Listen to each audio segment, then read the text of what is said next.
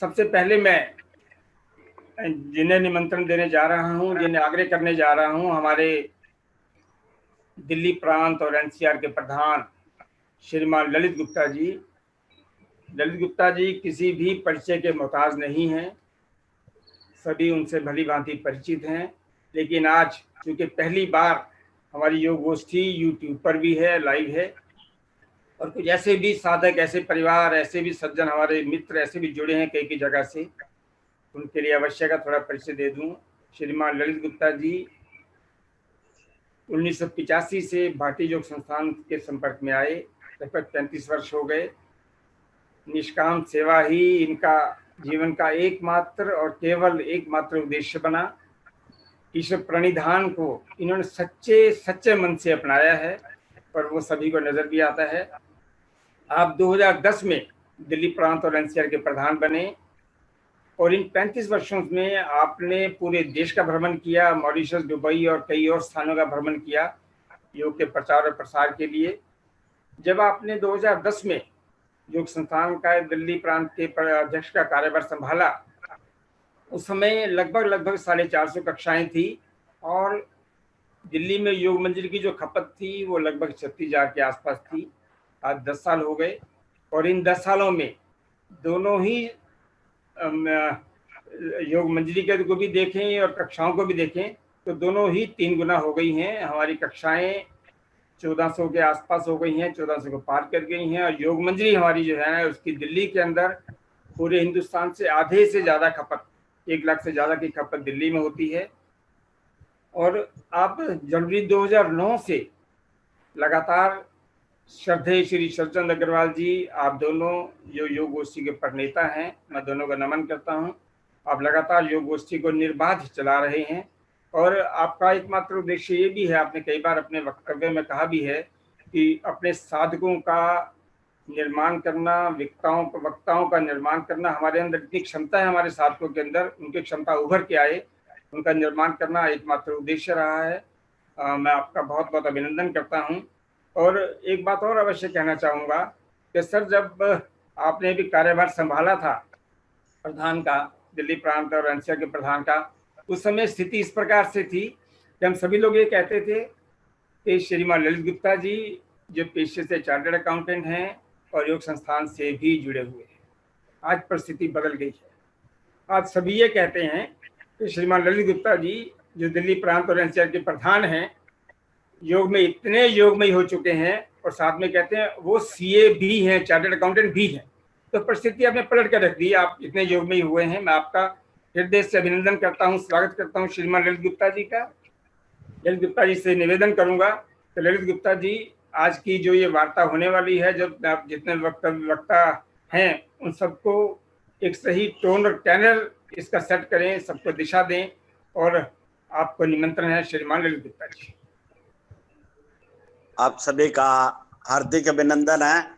वेद सैनी जी ने कुछ ज्यादा ही मेरे बारे में बोल दिया। मैं एक आम साधक हूँ भारतीय योग संस्थान का, और भारतीय योग संस्थान जो जिम्मेवारी मेरे को देती है, मैं अपने मन से, तन से और धन से जो जितना मेरे से बन सकता है उसको मैं ज्यादा से ज्यादा करने का प्रयास करता हूँ, क्योंकि ये भारतीय योग संस्थान को मैं सबसे अच्छी संस्था, विश्व की सबसे अच्छी संस्था समझता हूँ, जो हमारे स्वार्थ को और परमार्थ को दोनों को पूरा करती है। आज ये हमारी योग गोष्ठी 138वीं है। इस पर मैं थोड़ा सा अपना विचार रख रहा हूँ। ओम पूर्णमदः पूर्णमिदं पूर्णात् पूर्णमुदच्यते पूर्णस्य पूर्णमादाय पूर्णमेवावशिष्यते। आप सभी योग जिज्ञासियों का 138वीं योग गोष्ठी में हार्दिक अभिनंदन है। भारतीय योग संस्थान दिल्ली प्रांत की कार्यकारिणी योग आश्रम में 4 जनवरी 2009 से हर महीने के प्रथम रविवार को योग गोष्ठियों का आयोजन लगातार कर रहा है। गोष्ठी, आज की जो गोष्ठी है, ये श्रृंखला 138वीं हमारी श्रृंखला है। अब कोरोना की वजह से इन गोष्ठियों का आयोजन ऑनलाइन करना पड़ रहा है, परंतु इसका लाभ भी मिला है कि जो साधक योग आश्रम में दूर दूर रहते थे और आ नहीं सकते थे, असमर्थ है उनको इन गोष्ठियों में शामिल होने तथा दूसरे साधकों के अनुभव का लाभ उठाने का अवसर मिल रहा है। इन गोष्ठियों के माध्यम से योग कार्यकर्ताओं का निर्माण हो रहा है और दिल्ली में गृहस्थी योगियों की एक लंबी श्रृंखला बनती जा रही है जो समाज को निष्काम भाव से देने में वास्तविक पूजा समझती है। इन गोष्ठियों के माध्यम से योग वक्ताओं का निर्माण हो रहा है और योग का प्रचार और प्रसार घर घर जाकर कर रहे हैं जो सर्वे भवन्तु सुखना को सार्थक कर रहे हैं। भारतीय योग संस्थान का रोल जामवंत का रोल है जो मानव की सोई हुई शक्ति को जागृत कर समाज के भले में लगाने के लिए प्रेरित करता है। अब इन गोष्ठियों का आयोजन दिल्ली में महीने के प्रत्येक संडे को हर महीने के प्रत्येक संडे में हर जिले में करने का हम प्रयास कर रहे हैं जिससे दिन प्रतिदिन इसमें सफलता भी मिल रही है। इन गोष्ठियों पर आप सभी का अनुभव होगा कि भारतीय योग संस्थान योग सिखाता नहीं अपितु जीवन में उतारता है। भारतीय योग संस्थान साधकों को स्वार्थ से ऊपर उठकर परमार्थ करना सिखाता है जिससे जियो और जीवन दो सार्थक बनने लगता है। भारतीय योग संस्थान हमारी दिनचर्या में आमूलचूल परिवर्तन कर देता है और कलिष्ठ वृत्तियों को समाप्त कर दूसरों को मुस्कुराहट देना और उनका कारण बनना सिखाता है।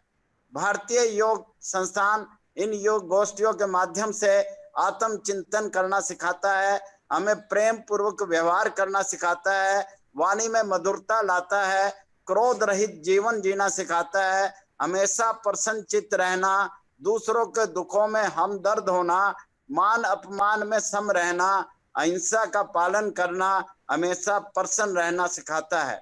भारतीय योग संस्थान गोष्ठियों के माध्यम से एक हीरे तराशता है और भारतीय योग संस्थान की जो अक्षय पूंजी बन जाते हैं। आज का विषय, क्या हम योग को सही अर्थों में समझ पाए हैं? वास्तव में योग की महत्ता को ज्यादा समझाता है। हमारे देश के राष्ट्रपति रामनाथ कोविंद जी ने ठीक ही कहा था, योग संपूर्ण मानवता को भारत की ओर से उपहार है। यह स्वस्थ जीवन तथा मन और शरीर के बीच सही संतुलन की कुंजी है। योग की महत्ता प्रकृति के कोरोना के प्रलयकारी समय में पूरे विश्व को समझ में आ चुकी है। आज पूरा विश्व चाहे नेता हो, अभिनेता हो, छोटा हो या बड़ा हो, गरीब हो या अमीर हो, सभी योग को अपनाकर अपनी इम्यूनिटी बढ़ा रहे हैं। हमारे वर्तमान प्रधानमंत्री श्री नरेंद्र मोदी जी ने ठीक ही कहा था, योग अनुशासन और समर्पण है, इसका पालन जीवन भर करना होता है। योग आयु, रंग, जाति, संप्रदाय, पंथ, अमीरी, गरीबी, प्रांत, सरहद के भेद से परे है। योग तो सबका है, सब योग के हैं। इसी वजह से अंतरराष्ट्रीय योग दिवस 21 जून को अभी रिसेंटली हमने पूरे विश्व में बड़े जोश और उत्साह के साथ मनाया है। अंत में अपनी वाणी को विराम देते हुए कहना चाहूंगा, योगी बनो, उपयोगी बनो, सहयोगी बनो। मेरे भाई बहनों, जीना सीखो। मेरे भाई बहनों, जीना सीखो। दूसरों के आंसू पूछना सीखो। घाव लगाना क्या कठिन है, घाव लगाना क्या कठिन है, घाव किसी का सीना सीखो। हो सके तो अपनी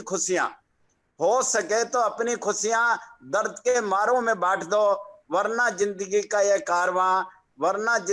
कारवां यूं ही गुजर जाएगा। करो योग, रहो निरोग। ओम शांति शांति शांति। आपसे एक विशेष अनुरोध है, आज हमारे जो आज के योग गोष्ठी में वक्ताओं ने बड़ी मेहनत की है। ये सभी भारतीय योग संस्थान के हीरे हैं। इनके विचारों और अनुभव को सुने और जीवन में उतारे और इनका अच्छे कमेंट देकर उत्साह बढ़ाएं। मैं आप सभी से अनुरोध करता हूं, सभी इन गोष्ठियों को अपने अपने जिले में अपने अपने स्थान पर आयोजित कर योग को घर घर पहुंचाएं। बहुत बहुत धन्यवाद।